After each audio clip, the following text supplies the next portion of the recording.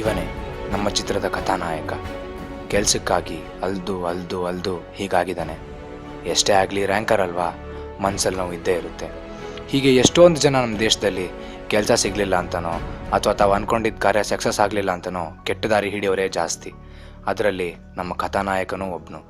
ಒಂದು ಸಲ ಇಮೇಲಲ್ಲಿ ಏನೋ ಹುಡುಕ್ತಿರ್ಬೇಕಾದ್ರೆ ಟೆರರಿಸಮ್ನ ಲಿಂಕ್ ಸಿಗುತ್ತೆ.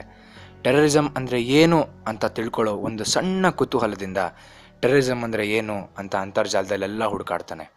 ಆವಾಗ ಅವನಿಗೆ ದೊಡ್ಡ ಆಘಾತನೇ ಕಾದಿರುತ್ತೆ. ಯಾರೋ ಮಾಡಿದ ಕುತಂತ್ರಕ್ಕೆ ದೇಶದ ಎಷ್ಟೋ ಜನ ಒಳ್ಳೆ ಯುವಕರು, ಸೈನಿಕರು, ಪೊಲೀಸ್ ಆಫೀಸರ್ಗಳು, ದುಡ್ಡಿರೋರು, ಇಲ್ಲದೇ ಇರೋರು, ಬಡವರು, ಶ್ರೀಮಂತರು, ಸಣ್ಣ ಮಕ್ಕಳು, ದೊಡ್ಡವರು ಎಲ್ಲರೂ ಬಲಿಯಾಗಿದ್ದನ್ನು ನೋಡಿ ನಮ್ಮ ಯುವಕನಿಗೆ ತುಂಬ ಬೇಜಾರಾಗುತ್ತೆ.